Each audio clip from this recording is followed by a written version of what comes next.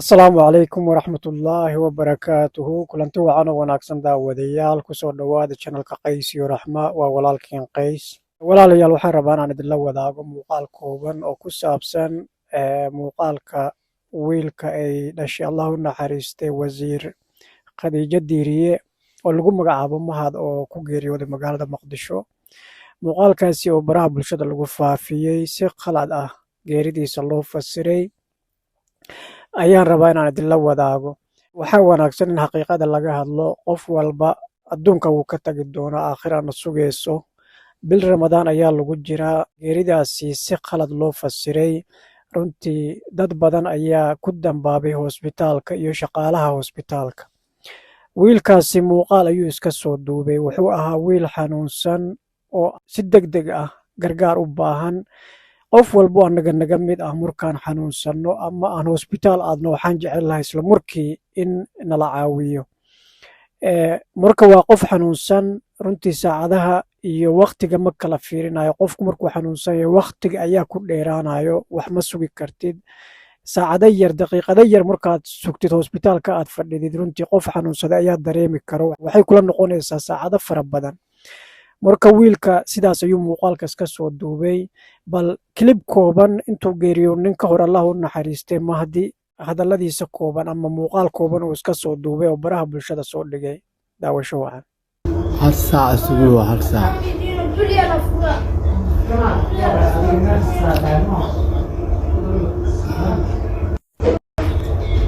kilibkaasi waad aragteen. allah u naxariistay marxuumku wuxuu yiri hal saac ayaan joogaa ilaa hadda la ima caawinin, hosbitaalka ayuu fadhiyey. Muuqaalkaasi markuu baraha bulshada soo dhigay dhammaanteen runtii dareenkeenna ayuu bedelay. Qof walba maaragtay isla markii ayuu ka jawaabay. Waa la sheergareeyey, hosbitaalka ayaa la eedeeyey, shaqaalaha hosbitaalka ayaa isla markiiba la eedeeyey. Annagoo waxba hubsanin. Mar walba in wax la hubsado way fiican tahay.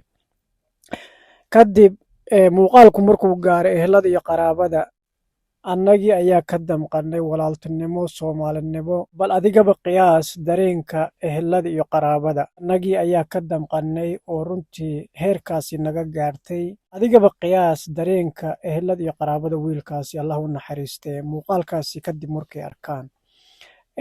Arrintu marka waxay noqotay inay ehelada iyo qaraabada gaarto, ehelada iyo qaraabada arkaan, ayagana maaragtay runtii aad iyo aad ka xumaadaan oo hosbitaalka la eedeeyo, hosbitaalka arrintu gaarto. Heer waxaa la gaaray hosbitaalka dib u laabtaan kaamirooyinka qarsoon ama CC camera dib loo baaro xilliga mahdi hosbitaal soo galay ilaa uu allah u naxariistay ka geeriyooday baaritaan lagu sameeyo, ehelada iyo qaraabada loo soo bandhigo. Kadib markii loo soo bandhigay ehelada iyo qaraabada, muuqaal ayaan idinka hayaa insha allahu tacaala. Bal muuqaalka daawada dareenkooda iyo qaabkay uga jawaabeen dhacdada halkaasi ka dhacday. Daawasho wacan. kaamirooyinka waxaa ka soo muuqday marxuumka geeriyooday ee wasiir khadiija maxamed diiriye ay dhashay waa mahdiye, kaas oo maalmo ka hor muuqaal uu iska soo duubay ku sheegayey in wax gurmada uusan helin saacado isaga oo bogga ama halka wadnaha ku dhow looga dhagan yahay.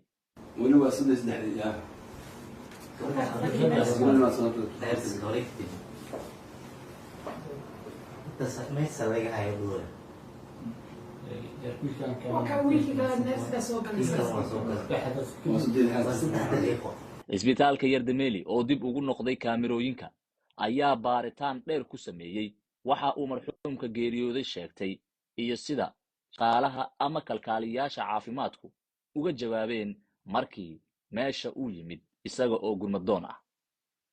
kaamirooyinka waxay muujiyeen in dhaqaatiirta isbitaalka Yardemeli ay u kala ordayaan caawinta marxuumka geeriyooday. kaamirada CC-da sidoo kale waxaa laga arkay firaaqa u dhaxeeya inuu keliya ahaa 3 daqiiqo oo ah inta qalabka loo rakibayay ama la isku aadinayay, maadaama marxuumka geeriyooday allah u naxariistee mahdi uu ahaa qof yara sheekeynayay si kasta oo uu xanuun ugu dheganaa. arrintan waxaa aad loo daawasiiyey qoyska marxuumka. isha ayaa loo saaray, iyagu waxay aad ugu qanceen inay arkeen muuqaalkan. isla markaana waxa ay sheegeen in muuqaalkii hore ay u arkeen ee wiilkooda uu duubay ee marxuumka iyo kan hadda ay arkeen in firaaq weyn uu u dhexeeyo.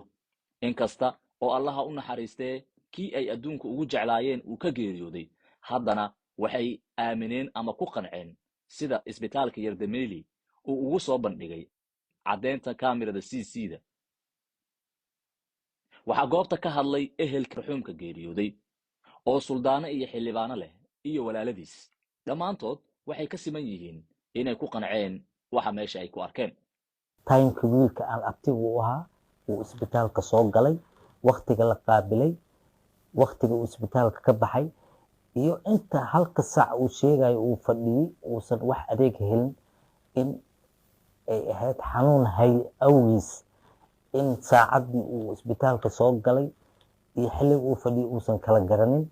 ma ahayn hal saac qof fadhiyey oon waxba loo qaadan. halkan ka raali geliyo dhaqaatiirta oo ugu horeeya agaasimaha isbitaalka Yardameeli iyo dhaqaatiirtiisa in raali ay naga ahaadaan marxuumkaas xanuunsanay, ereyga galiibka ka baxayna ka cafiyaan. maalintii arbacadii afurkii baa la keenay halkan salaadii markii la adibay, isagoo kubad soo ciyaaray oo xanuunsan.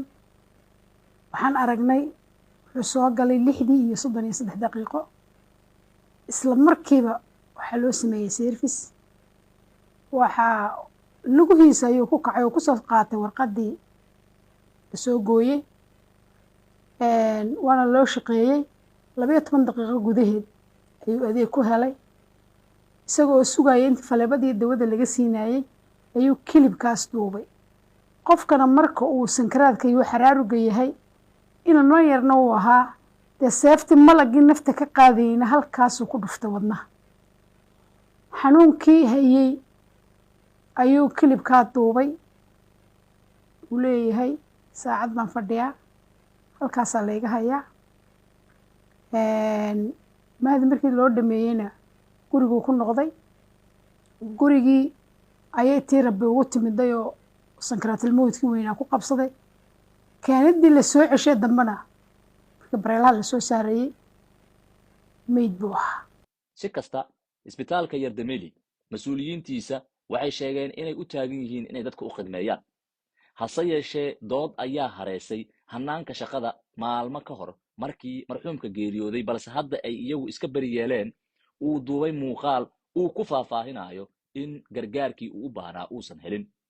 muuqaalkaas oo isaga oo weliba ku dheggan halka wadnaha agtiisa ah, fartana ku riixaya, uu sidoo kale dadka tusayey meel firaaqa ah oo isbitaalka dhexdii ah, oo uu ku sheegayey in dhaqaatiir u shaqaysa aanay jirin.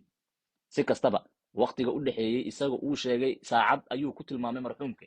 isbitaalku waxa uu soo bandhigay kaamira CC sheegaysa in 3 daqiiqo oo keliya ay u dhexaysay inta gurmadka uu loo sameynayay iyo inta isaga uu isbitaalka joogay. allahu akbar. eheladaas iyo qaraabadaasi waad maqasheen hadalladooda. culimada wiilkaasi uu ka soo jeedo, uqaasha, waalidiinta, adeeradiisa ayaa halkaasi ka hadlay. runtii waxay indhahooda ku arkeen oo hosbitaalku u soo bandhigay way ku qanceen, qadarka eebbana way ku qanceen subxaanahu wa tacaala. waxaan aad iyo aad ugu faraxsanahay oo aan weliba bogaadinayaa runtii hosbitaalka arrintaasi u howlgalay, wakhtigooda geliyey inay qanciyaan eheladaas iyo qaraabadaasi wiilkaasi ka geeriyooday. allah u naxariiste. taasi waxay ku tusaysaa qof bani aadan ah qiimuhu uu leeyahay. sidoo kale hosbitaalada waxay u taagan yihiin ama waxay u nool yihiin ama u shaqeeyaan. ilaahay baa wax badbaadiyey inta awooddooda inay badbaadiyaan naf kasta oo loo keeno.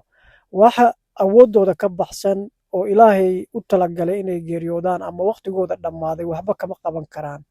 hase ahaatee waxay u dhisan yihiin ama wax u soo barteen ama ay u furteen hosbitaalada dadka halkaasi ka shaqeeya oo dhan, dakhtarka ilaa narsiga ugu hooseeyo, waxay halkaasi u joogaan inay u dadaalaan patient kasta loo keeno ama dhibane kasta ama qof kastoo xanuunsan inta tabartooda ah ama aqoontooda ay gaarsiisan tahay inay u dadaalaan oo naftooda badbaadiyaan.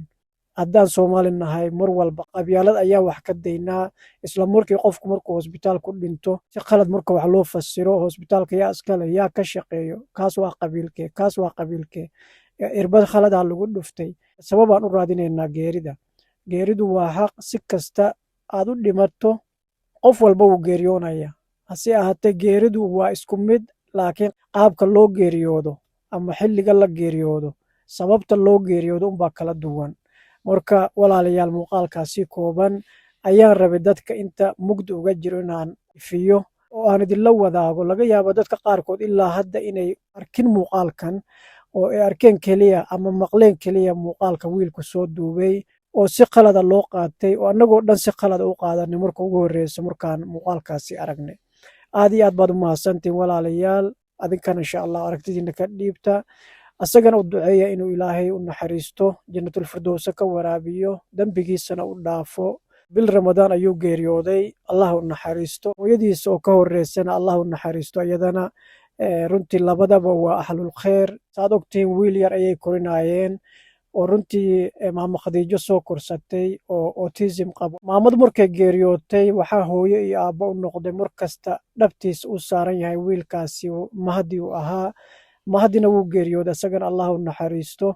Kolley ehelada iyo qaraabada inta harta unbaa kafaalo qaadi doonto ama la wareegi doonto nolosha wiilkaasi inta ka dhiman. Cid walba oo daahir noloshiisa la wareegi doonto allah ku asturo, allah idin garab galo ayaan leeyahay. Waxyaalo badan oo kheyr ah ay hormarsadeen oo annaga aan arkin iska dhaafay. Wiilkaasi keliya haddii lasoo qaato waxa lasoo koobi kara ma ahan ajarkay samaysteen. Runtii allah u naxariisto, allah ha ka aqbalo. Ilaahay maaragtay subxaanahu watacaala jannatul firdowsaha ka waraabiyo labadaba, kitaabkoodana midig allah ka siiyo. aad iyo aad baad umahadsantihiin walaalayaal. ramadaan mubaarak. taqabal allahu mina wa minkum saalix alacmaal. tan iyo muuqaalka xiga intaan ku kulmi doono walaalayaal, waa walaalkiin qays oo idin leh nabad iyo nolol ayaan idin rajaynayaa. assalaamu calaykum waraxmatullaahi wabarakaatuh.